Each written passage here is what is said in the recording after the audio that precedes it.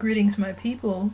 It is Anna Renee, your love power goddess, and I am blessed and happy to be able to come to you once again on this day, which is Tuesday, and it is about 11:40 a.m. Pacific Standard Time, which is the time that I am working from. Yes, my people, blessings of love, peace, joy, happiness, prosperity, and ascension to each and every one of you. And today, what I want to talk about is something that I have been vibing on for maybe the past 2 weeks. I have just been vibing on Pisces for some reason. I am not a Pisces, as you all know, because I go on and on about this kind of thing. I'm a Sagittarius with a Libra rising, but you know what? Maybe it's time for me to look at my chart again. I had a chart made. I went on one of those chart websites, online websites that give you a chart real quick, and then I had a brother, Halo Chakra, send me a correct version of my chart. I need to pull that up and enlarge it or something, or study it. But anyway, I have really just been feeling Pisces right now. And, well, it is Pisces time, as a matter of fact, right? But yeah, it's just something about Pisces that is tugging on my little heart for whatever reason. And I've done some reading on a couple of the books I have.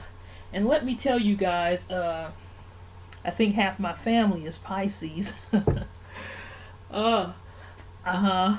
I have a whole lot of Pisces influence in my family, and I have a lot of people that I know who are Pisces. For example, my first husband was a Pisces, February 23rd, his birthday. And then on top of that, his own sister, who was 2 years younger than he, her birthday was on February 24th. And so we got two Pisces there. And her son, okay, my nephew, his birthday is March 7th, okay? And if that ain't enough Pisces, my own sister, beautiful girl that she is, she's a Pisces on the cusp. February 19th, and in addition to that, my son, okay, who is a Scorpio, met and fell in love with a beautiful Pisces whose birthday is on March 8th. So half my family is Pisces. So maybe that's what's calling me to investigate the Pisces sign a little bit more deeper and understand this 12th sign of the zodiac, the ending sign. In some books they say that Pisces represent, I guess in terms of the cycle, Pisces represents death. I guess there's birth and then there's death. But then there are other people who may look at it a little bit in a different way than death. Maybe completion is a better way to look at it, okay? There is the start.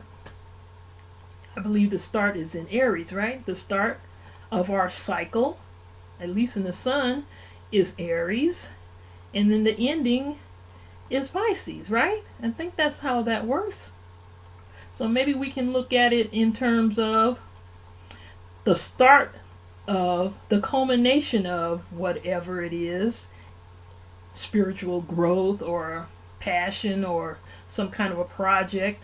And cyclically speaking, then Pisces represents the completion of that cycle, the culmination of that cycle, the ending and completion, and getting what it is that you worked for throughout the whole cycle. Maybe that's what it is. Maybe Pisces represents enlightenment if you were on a spiritual journey, or Pisces represents that goal reached if you were climbing on a ladder, as Isley Brothers sang a while back. Climbing on the ladder, though it be shaking. Ain't it up that I gotta go? Check that song out by the Isley Brothers, my people. So yes, whichever way we assess it, maybe it is what it is, and maybe it is calling me for whatever reason. I don't really know, my people. Maybe it's time for me to move into learning more about reading the signs and reading what it all means, besides the very basic things that we find in books like these. Now, I love Linda Goodman, but because she's breaking down so much, she has to come at it from a very clipped perspective. So you get these chop, chop, chop kind of assessments of all the signs and all the different things that you got to think about, like the different aspects, how, for example, if you're a Pisces and your birth chart might have, well, of course it does, have other planets, and how those planets interact with you being a Pisces or me being a Sagittarius. How do you interact with a Sagittarian person? How a Pisces might interact with an Aquarian person? How a Pisces might interact with, and all those kinds of things. And so she's talking about all that kind of stuff, and so she can't really cover it all. But there's other books that I want to look at. This book right here is going to help me to really look into it from the perspective of the planets and how their cycles and how they interact when they come to the trines and the conjuncts and the oppositions and all that good stuff, okay? And I'm really interested in learning more about it. I'm really interested in coming to a better understanding of it, because I feel that it's very important. It teaches so much. It helps us to understand who we are as people. It really is something like a blueprint. For a time I was feeling this, and I sort of still feel it. It is God's classification of his people. That's the way I feel. I mean, why is it that they say that people who fall under a certain time when they are born, they fall under a certain sign, they seem to, generally speaking, act the same kind of way or have some kind of predilections that are similar from one Pisces to the next, to the next, to the next, generally speaking. But anyway, my people, enough about that. I'm still a student. There is these kinds of assessments, and a lot of them, especially when it comes to Pisces, it's kind of not as flattering as it could be, They say Pisces tend to be watery kind of people, and their emotions take hold of them and twist them around and make them unreliable, unstable, and all these different kinds of stuff. Certain old school, I'm not even going to read from this. Well, maybe I should read a little piece of what she says about how to recognize a Pisces. If you should happen to see a Pisces behind a teller's cage or sitting at a bank president's desk, you'll be viewing a rare kind of fish. Very few of these people can stand being confined for long in one place. You'll have better luck if you wander into a spiritual seance, visit an art gallery, walk through a convent or a monastery, attend a concert, or catch a floor show in a nightclub. You might check an author's lounge meeting, an author's league meeting, drop backstage after a play, or try some sunbathing on a yacht. The chances are you'll come up with a pretty good catch in any of these streams of life. The more creative and artistic, the more leisurely and esoteric the surroundings, the more fish you'll find. The net will be full of colorful, shimmering types if you spread it out at cocktail parties, or gala balls. You might even hook, I need my glasses, my people. You might even hook a couple of mollies or an exotic species like Princess Lee Radziwill. There's little worldly ambition in Neptune people. Most of them wouldn't give a minnow for rank, power, or leadership, and wealth holds little attraction. Few Pisces people accumulate money by the bushel unless they marry it or inherit it. Anyway, yeah, they say some things about Pisces according to this particular author, and I went on, and this guy is Jewish, and he's talking about astrology from the aspect of Kabala, and I read some things in his book, and this guy, he's fiery. He must be a Sagittarius with a Leo rising and Aries moon or something. This is the fieriest man I've ever read. I bought this book 2012, and as I was reading from this book, his personality was coming off in such a strong way that I set the book back down. But I'm really fascinated, and because I've just been feeling this urge to learn more about Pisces, butterflies outside my window, I had to pick up every single book that I got in my house on, and so I picked his book back up, and then I just read Pisces, and this is what he says about it. From the Kabbalah, from a Kabbalistic perspective, because they say that Pisces is ruled by the planet Neptune, okay, and that's a newly found planet, only found maybe 200 plus years ago. This is what this man says. Ruling intelligence of sign. Joseph. Treasure laid up, and this is coming from a Kabbalistic and an Old Testament perspective, okay? Treasure laid up in store. Auspicious ties and bonds. Strength and victory. Planetary ruler. Jupiter. That was fascinating to me. They say that Jupiter, which is the ancient knowledge of it, before they knew anything about a Neptune, Jupiter ruled Pisces. So you Pisces, you guys are ruled by the magnanimous greatness of the gigantic planet Jupiter. Just like the Sagittarius. Maybe that's why I'm feeling some kind of pull towards Pisces right now. But anyway, which is governed by the Sephirah Zedekiah, which is righteousness, justice, as embodied in the teachings of Melchizedek. Integrity, fairness, and the Kabbalistic number is 9. The specific qualities endowed or particularly emphasized by each of the signs' decanates are as follows. February 20th through March 1st. Inclusive. Extreme nervousness and restlessness in youth. Indecision, sexuality. From March 2nd to 10th. Inclusive. Driving ambition, hunger for fame, courage, initiative. March 11th through 20th. Inclusive. Indifference, moodiness, emotional nature, tendency to self-indulgence. It is hardly, and okay, I'm going to read from what this brother, a Jewish Kabbalistic brother, and his name is Reuven Shamrani.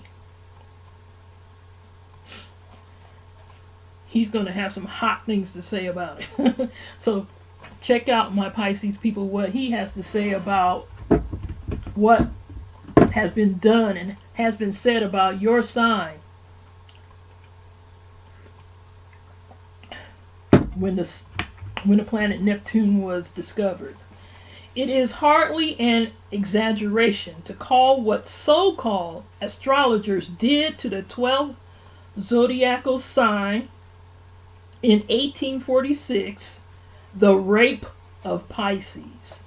It was in that year that the German astronomer Johann Gottfried Galle discovered a new planet, which was promptly named Neptune after the ancient Roman god of the sea.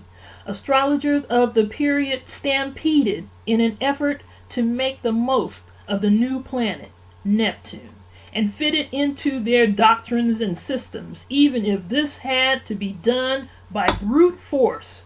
Since the planet was dubbed Neptune, they decided it ruled the oceans and oil and other liquids for good measure, including alcohol, by the way. Having managed this, the mid-19th century astrologers then solemnly decided that the 12 signs should be ruled by Neptune, contrary to all the ancient teachings which hold that Pisces is the day, or positive sign ruled by Jupiter. The apparent justification for this change was that Pisces is a sign symbolized by two fish. Let you. That's my clock, my people.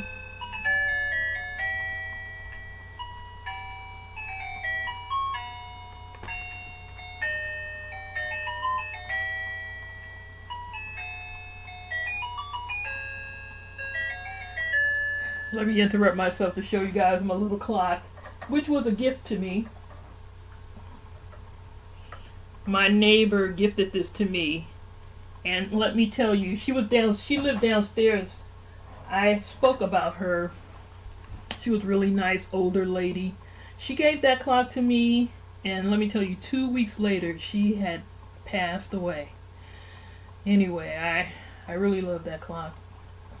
But anyway, let me get back on point what I was doing. The apparent justification for this change was that Pisces, and this is going to be a long video, my people, which just seems like the only kind of video that I make these days.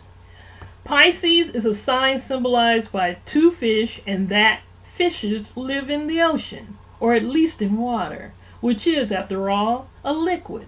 Ergo, Neptune, god of the ocean and of liquids, must therefore be the ruler of the fishes. In taking this step, the astrologers conveniently ignored all that the ancients had taught about the need to distinguish between constellations and signs. Even Ptolemy, the father of medieval and modern astrology, repeatedly stated that the constellations are groups of stars in the heavens, but that the signs of the zodiac are artificial divisions of the sky, segments denoting periods of time. In other words, the constellations are nothing more than handy reference labels for segments of astrological time. The symbolism implicit in their designations should not be taken literally in all cases, and not given much consideration in many. However, in all fairness, it must be stated that there was some precedent for the decisions made by astrologers in 1846. The 12th zodiacal sign did have watery connotations among the ancients. Nonetheless, this does not provide justification for the arbitrary naming of a newly discovered planet as Neptune, and then just as arbitrarily ascribing certain qualities and characteristics to it. In Hebrew astrology, Pisces is a very strong, positive, constructive, and productive sign. It is the sign described in Genesis 49, verses 22 through 26, from which verses some excerpts are certainly in order here. But his bow abode in strong hands, and the arms of his hands were made strong by the mighty God of Jacob, even by the God of thy father, who shall help thee, and by the Almighty, who shall bless thee with the blessings of heaven above, blessings of the deep that lie under, blessings of the breast and of the womb. but how the moderns have perverted all this. Pisces has been called the dustbin of the zodiac, writes Robeson. There is probably no sign quite so capable of producing such a state of sloppily emotional senselessness as Pisces. Such views are apparently held by many, if not most, present-day conventional astrologers. And for proof, glance at almost any popular book on astrology. And let me interrupt right here to say that this book was published in 1971. So when he says popular, he's talking about the astrologers and the books like this of those days, and I'm not sure. I think Linda Goodman she probably was around doing her astrology at that time. But anyway, let's get back to what we are dealing here. Such views are apparently held by many, if not most, present-day conventional astrologers. Okay, among these moderns, the popularizer Ilya Chamberlain is one of the few who at least partially redeems himself, perhaps because not even he can stomach the post-1846 distortions regarding the 12th sign, noting that astrologers frequently refer to Pisces as the dustbin of the zodiac. Chamberlain goes on to write, they glumly say that it seems as though nature had dumped all the miscellaneous leftover human types that defy classification under Pisces. That half-serious theory has one serious drawback. Whenever voiced, it casts doubt and suspicion on all Piscean natives, and this the majority of them most certainly do not deserve, okay? All that's necessary to redeem the reputation of the sign is a glance at the names of a few renowned people who were born under it. George Washington, James Monroe, Andrew Jackson, Grover Cleveland, William Jennings Bryan, all were Pisceans. So were Luther Burbank, Enrico Caruso, Henrik Ibsen, Nikolai Rimsky-Korsakov, and Albert Einstein. On the distaff side, some famous Pisceans of the past were Edna St. Vincent Millay, Mary Garden Elizabeth Baring Browning, and Jean Harlow. Contemporary Pisceans include, among innumerable others, Harry Belafonte, John B. Connolly, David Dubinsky, the ravishing and glamorous Joyce E. Elbert, author of much best-selling novels as The Crazy Ladies and The Goddess Hang-Up, Robert Lowell, Mike Mansfield, John J. McClellan, Linus Pauling, William L. Shirer, Dinah Shore, Mickey Spillane, Elizabeth Taylor, Earl Warren, Herman Wouk.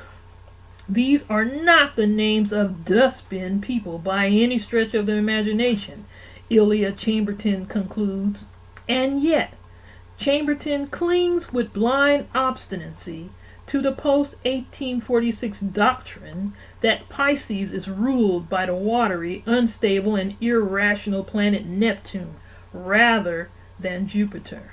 Obviously, Chamberlain's conscience gnaws at him and prevents him from perpetuating lies and libels, but just as obviously he lacks the moral courage to divorce himself from the conformist patterns demanded by the fraternity of modern popularizers. As we shall see in this chapter, Hebrew astrology sees Pisces and its natives in an infinitely more favorable light, and Hebrew astrology illuminates an infinitely more accurate portrait of both sign and its children. And so, my people, at 24 minutes, I'm going to continue. I might split this video in half and make it 2 videos, but you guys know how I get down. I had some 45-minute videos up here in the past. I'm talking about Pisces right now, so there's a lot to say. Okay, according to this Hebrew astrology. Okay, and I really like what I read, so let me read it to you. You, the individual, okay, yours is the diurnal sign, and diurnal means daily, of Jupiter. Jupiter. The name is Jupiter from the galaxy. I came to meet you to make you free. Deliver to you a flower from a distant planet from where I come.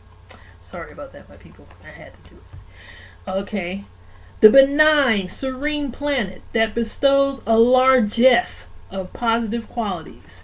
Here are some of Pisces' outstanding traits endowed by Jupiter: wisdom, intuition, generosity, kindness, helpfulness, intelligence, sympathy, understanding, idealism, creative talent. You Pisces, y'all got it going on pretty much. Okay. Dustbin indeed. You Pisceans are sensitive and considerate. There is much subtlety in you, and you are among the most observant of all the creatures of the zodiac. Little escapes you, and you have an almost extrasensory ability to recognize untruth. Okay, and I guess this is why this is calling to me. Okay, I'm feeling quite Piscean right about now. Deceit and insincerity. Let me reread that. Little escapes you, and you have an almost extrasensory ability to recognize untruth, deceit, and insincerity. Okay? For the most part, you are warm, gentle, loving people. You are also apt to be fortunate in that others, particularly people in high positions, will go out of their way to help you. Let me make sure I don't tear my book up here. Give you advice and counsel that will enable you to achieve your goals. Remember that Hebrew astrology says your sign denotes the making of auspicious bonds and ties. There is great strength of character, determination, and willpower in Pisces, as is simply evidenced by the life histories of many of the Pisceans whose names were mentioned above, where, when Washington was at Valley Forge, was the sloppily emotional senselessness of which Robeson speaks. Jupiter, which all the ancients agreed is the ruler of Pisces, is known to astrologers as the Great Fortune. It is a planet that bestows not only material fortune but also wisdom and spiritual serenity. Then, Pisces, have you ever found that something unusually turns up to rescue you when things look darkest, when you are in the deepest trouble? Doubtless you have, and the astrology of antiquity is aware that this is a Piscean pattern. But the astrology of the modern popularizers would deny it vehemently. The fundamental resiliency of Piscean nature is a demonstrable fact, even if it doesn't fit in with the post-1846 concepts of 12th sign attributes. You have the capacity to rebound, to recover from the worst of adversity, and go on to achieve with scarcely a glance behind you. But what of your personality? Are you really hysterical, unreliable, lacking willpower and discrimination, indolent and deceitful, unstable and impractical, as the present day astrologers would have you believe? Kabbalistic astrologers are unanimous in their vehement refutation of all these negative qualities which have been recently ascribed to Pisces. They admit that there might be some 12th sign natives to whom one or more qualities would apply, but they contend the proportion would be no higher than among people born under any other sign of the zodiac. The Kabbalists hew to the ancient knowledge and experience that proves Pisceans to be greatly blessed with the blessings of heaven above, blessings of the deep that lie under, blessings of the breast and of the womb. Okay? You Pisceans are blessed, coming and going. Okay? Jewish philosophers interpret this to mean that natives of the 12th sign are richly endowed on spiritual, mental, material, and physical levels. Whew. There is much proof to sustain this contention, and again, we need go no further than the partial list of famed Pisceans with which the somewhat abashed and apologetic modern astrologer Ilya Chamberlain provides us. Listen, Pisces, recognize yourself to be the diurnal favorite of the benevolent planet Jupiter, the greater fortune, and forget the nonsense about being influenced by watery Neptune. Okay. Also remember that your Shana, or 36-year cyclic period, will begin in 1981. From 1981 until 2017, events will be ruled by the sun in Pisces, and this will be the brightest, most fortunate of all periods for you. Although you will not feel the full force until 1981, and this book was written in 1971.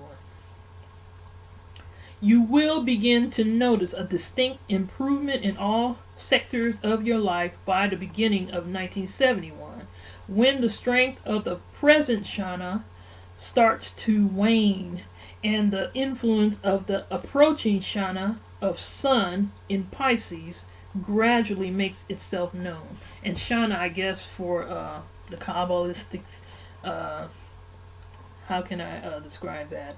It's like the age. It's a short version of the age. Like, we're in the age of Aquarius, they say, or we're about to be in the age of Aquarius, and the age lasts like 2,000 years or something to that effect. But what I see here is that Kabbalists have this that they call Shana, and they last for 36 years. I need to do more research into that. I was on a Jewish website, and there was a man talking about astrology, and he was talking about Pisces, the sign of Pisces, but I could tell that he was reading from this book and sort of just ad-libbing to it. He was talking, I couldn't listen to what he was saying because he was talking from this book. So I'm glad I found this book. I paid $3 for this book, and this is one of them books, if you can find it in print, maybe you should try. Okay, make the most. 33 minutes. Now, this might be an hour-long video. It'll be the first one I've ever done, but I want to read the whole of what it is that he's talking about you Pisces, and maybe I might do a series. I might read every one of these, all 12 of the signs from his perspective and from this Kabbalistic perspective, and I might do some more. In fact, I am going to do more research from a Kabbalistic perspective on astrology, because I sort of like what he was saying, and I wonder if it's a general way that they come about it. I just like the positive place, the positive way of ascribing and describing. All right, make the most of mind powers, all you guys, you very wonderful, beautiful Pisceans, okay? All right, Chaldeans, Egyptians, Greco-Romans, and Hebrews did nothing so naive as to give Pisces only plus marks for positive qualities. And I like that he just mentioned all of those different peoples. Maybe the Kabbalists have a connection to the very old and the Egyptian, okay? Maybe that's our connection, because we know when you read the Bible, the Old Testament, there's a whole lot of talking about Egypt, okay? So there was a very close connection with Egyptian culture through the Kabbalists, through the Hebrews, the Israelites, or the Jews, or whatever name you want to use. But anyway, So that sort of makes me feel a certain kind of way, makes me feel positive. All right. They did not do anything so naive as to give Pisces only plus marks for positive qualities. They were unanimous in characterizing this as a bicorporal or double-bodied sign, one that imparted duality of nature. And I believe we all have a dual nature, not just Pisces or just all people. It's just natural. You guys have heard me go on and on about dualities. And personality implied many and constant conflicts at all. When I did something wrong. They were unanimous in characterizing this as a bicorporal or double-bodied sign, one that imparted duality of nature and personality, implied many and constant conflicts at all levels. They also emphasized that while Pisces was ruled by Jupiter, it was also strongly influenced by both the Moon and Mars, the former endowing its qualities of changeability and inconstancy, the latter positive traits of self-assertion, during an initiative, and negative attributes such as nervousness, impatience, and willfulness. It was quite probably from these basic assumptions of the ancients that the moderns drew their rather extreme conclusions regarding the instability and volatile emotionalism of Pisces. But the ingredients described by the sages of old do not provide quite the same mix as that presented by the moderns. The differences are sometimes subtle and not easily recognized at first sight, but they are very great nonetheless.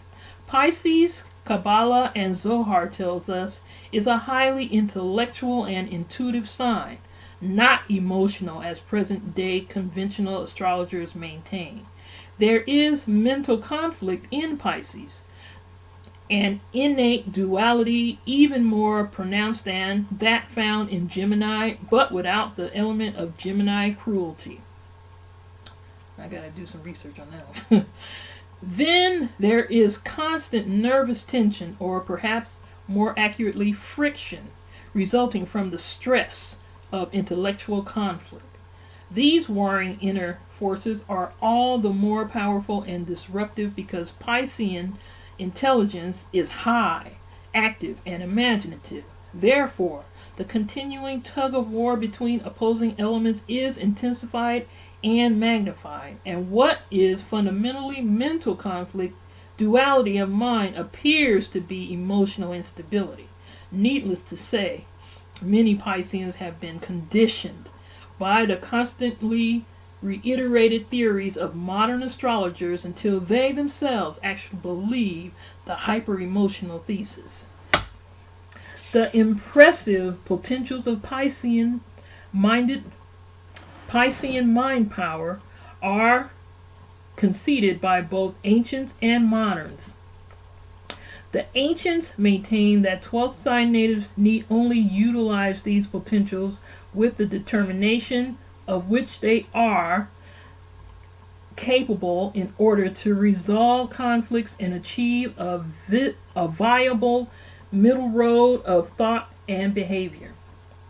That you Pisceans do succeed in attaining these ends is, of course, due to rulership of the sign by Jupiter, which imparts wisdom and typifies the dynamic principle of growth and expansion through thought and understanding. Perhaps the most potent of Piscean mind powers are intuition, insight, and interpretation. The 12th sign person's mind is so highly developed in these areas that frequently complex reasoning processes occur with lightning speed at the unconscious level. Thus, what may seem a Piscean snap judgment is often carefully thought out, albeit at fantastic speed. Ooh, you guys, you Pisces are off the chain in this joint. Let me get a sip of my ginger milk tea. Yeah, y'all, it's the bomb diggity.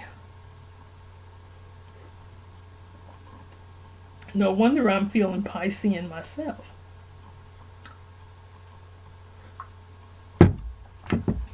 Bear with me, you guys. 40 minutes. Oh my goodness. I'm almost done. Let's see, where did I leave off? Thus, what may seem a Piscean snap judgment is often carefully thought out, albeit at fantastic speed. In many instances, what is considered a Piscean hunch is actually instant judgment based on a meticulously accurate evaluation made through the computer-like workings of intuition and insight. For these reasons, you Pisceans, natives are seldom fooled or beguiled unless you allow your deep sympathy and compassion to mislead and befuddle your mental processes. Once you have learned to control these feelings, your Piscean mind power will open the roads to all that the Kabbalah implies when it refers to Piscean treasures laid up in heaven. Okay? Interacting with others. Pisceans are notably kind, friendly, and helpful. They are people who sympathize and empathize, but they are inclined to have high ideals, and although they are neither demanding nor rigid, they prefer people who have at least somewhat similar standards. It sounds right to me. Okay, natives of the 12th sign usually get along very well with the people they meet and with whom it is necessary for them to work. Their natures are such that they interact smoothly, for they are seldom burdened by feelings of envy or jealousy in their everyday relationships. Pisceans are public-spirited and minded. They are frequently active in politics, civic affairs, and social work. They are generally popular, welcome in almost any circle, and known to be loyal and devoted friends. Nonetheless, there is a strong practical streak in Pisces. People born under this sign are acutely aware that they must think of themselves and their own welfare first if they hope to be of much help to others. This is not to suggest that they are greedy or grasping, because these traits are found only in severely afflicted types. However, Pisceans understand that if they themselves are without adequate means to support themselves, they will have nothing to spare for those who need assistance. That's just wisdom. The intuition of Pisces enables natives of the sign to separate the chaff of false friends and ineffectual associates from the worthwhile wheat among the people they encounter in any sphere of their existence or activity. Pisces obtains results through people by persuasion, by demonstrating understanding and sympathy, and then requesting and explaining. It is rare to find a martinet? Find a martinet, I don't know what that means, or an individual with tyrannical tendencies among Pisceans. And this, perhaps, is one of the principal reasons why they achieve such notable success in the political arena. The creative and artistic talents with which 12th sign natives are endowed also serve them in excellent stead in their dealings with people. Pisceans are usually bright, cultured, graceful creatures with excellent taste.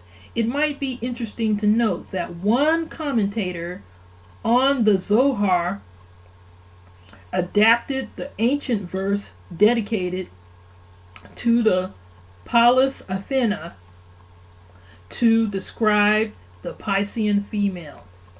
A perfect woman, nobly planned, to warm, to comfort, and command. Certainly, 12th sign females are superb hostesses, homemakers, and decorators, and the very finest of cooks.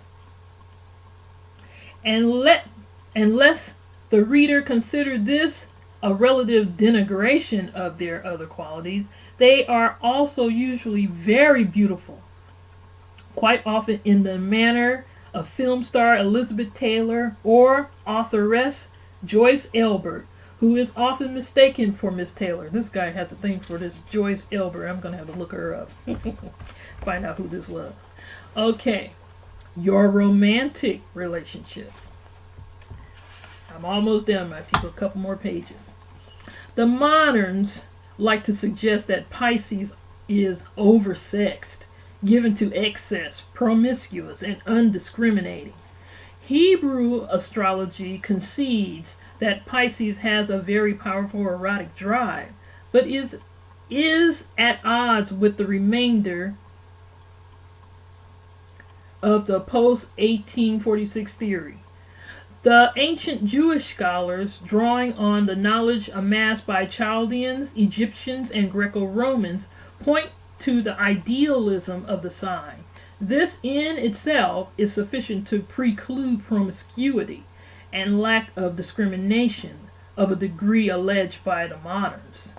Pisceans of both sexes are romantic and usually magnificent lovers. There is tremendous intensity in natives of this sign, and they are passionate, protective, and giving. But the Piscean person can be easily hurt in a romantic involvement. People of this sign are not particularly jealous or possessive in the conventional sense of the term, but they do have a fierce desire to be loved, with an intensity equal to their own. When this flags, Pisces is deeply wounded and feels rejected. And it must be admitted, the 12th sign person often seeks emotional compensation and balm by embarking on an affair with someone else.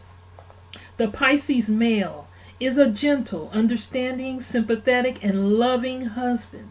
He will show affection and be tender and protective. However, he occasionally has a need for solitude, and this trait will puzzle or exasperate his mate until she realizes that it implies no rejection of her, but is merely an inner emotional demand that Pisces must satisfy. Piscean females are excellent wives for men who can and will understand them. Oh, I have to stop right there because my son has a Piscean wife, and oh my goodness, they are like this. Okay, can my fingers get any closer? Ouch, that hurts. They are so tight. Oh my God, they're tight. Okay, they are soulmates. They are what do you call that? Soulmates. They are twin flames. My son and his wife. He's a Scorpio and she's a Pisces, and they're both water signs, and they flow into each other. They just oh my goodness, they love each other the way anyway. He loves him some of his wife, okay, and she loves her some of him. Oh my God, they love each other. I love seeing it too. Piscean females are excellent wives for men who can and will understand them. Be protective, understanding, affectionate, and intense. They cannot establish satisfactory unions with men who are casual, perfunctory, unaffectionate, or undemonstrative. Sex will always play an important role in the marital relationship of any Pisces native. There must be sexual adequacy on the part of the mate, but it cannot be purely physical sex. There must also be understanding, intellectual and emotional rapport, and perhaps most important of all, communication. It's important to everybody, not just the Pisces. Okay. Mastery in the material sphere. Okay, I'm almost finished. Yes, okay, let's do this 1 hour long video. Let me wet my mouth up here. I love you, Pisceans. That's the only reason why I'm reading for an entire hour just for you. Okay? Diurnal rulership of Pisces by Jupiter is, according to pure astrologers, a most favorable indicator of material success. On the other hand, natives of the sign are sometimes hindered or even prevented from achieving their financial goals by the bicorporal nature of Pisces.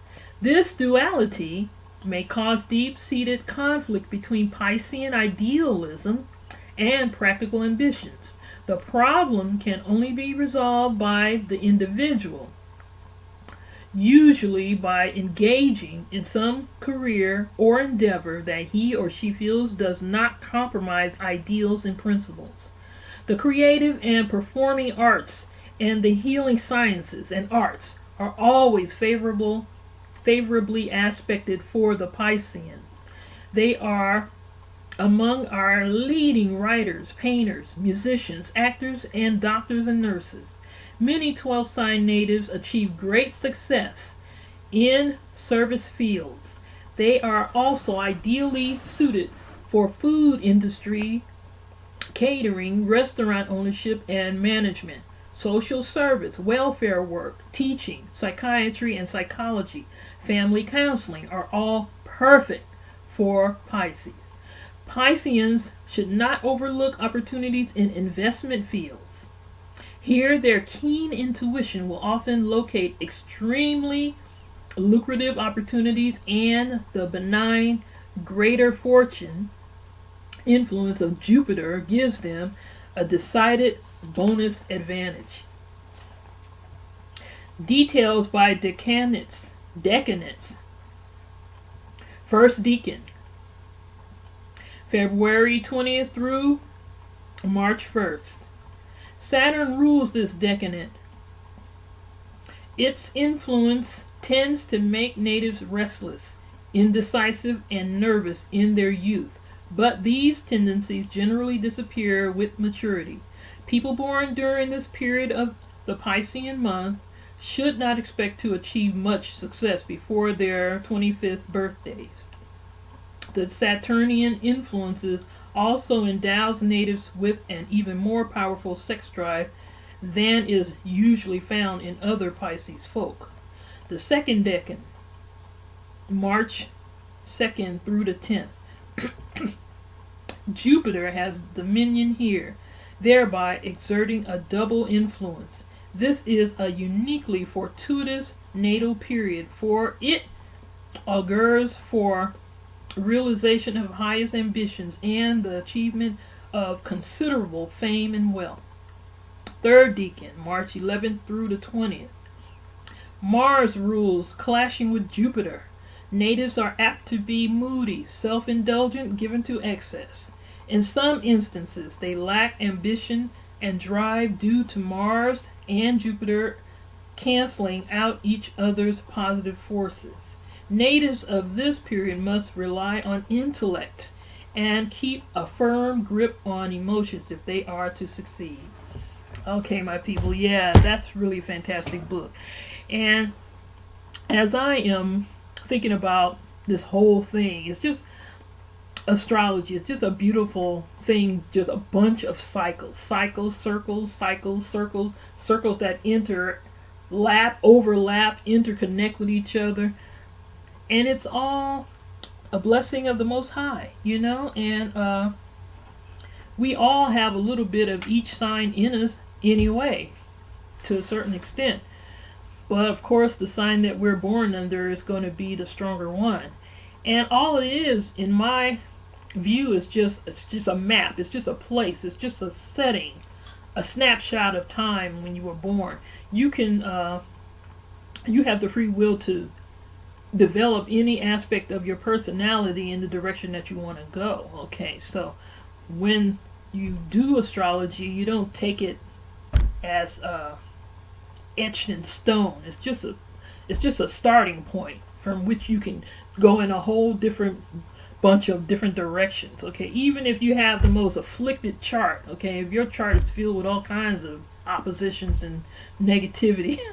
You can still work on whatever those negativities are and move in a direction. It's still our choice. It's still, we still have free will. God gave it to us, and so that's what we have.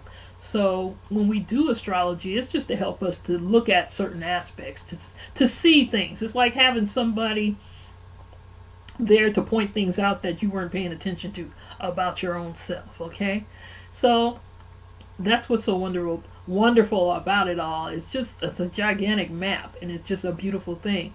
And so, my Pisces people, you guys are the bomb. Okay, you know what? I haven't done a whole lot of research on Pisces, you know? I'm too busy looking at Sagittarius. But if that's what they have been saying in the popular books, that Pisces are just a mass, a mesh, a moosh of uncontrollable emotions. I like what this guy says. I like what this Kabala brother is saying. You guys got the thing going on, alright? You guys are the bomb diggity, okay? And for me, the way I'm deciding to look at it is, well, you are the culmination of the end. You guys are the pot of gold at the end of the rainbow, okay? You guys are the wish fulfilled, okay? What else do you guys need me to tell you anything more? You're the bomb. All right, my people. Peace and love to each and every one of you, and especially to all you who are Pisces. And this is Pisces time right about now. And you know what? I've been noticing that a lot of people seem to have been reaching fulfillment in the things that they've been trying to do. A lot of people are happy right about now. And so, you know what? Because they have learned some things about themselves and realizing some good things. And you know what that is? That's that Pisces energy. Alright? Peace, love, understanding of yourself, and all that good stuff like that. Okay, it's 57 minutes. I got to stay in this video right about here. Alright, my people. Peace and love.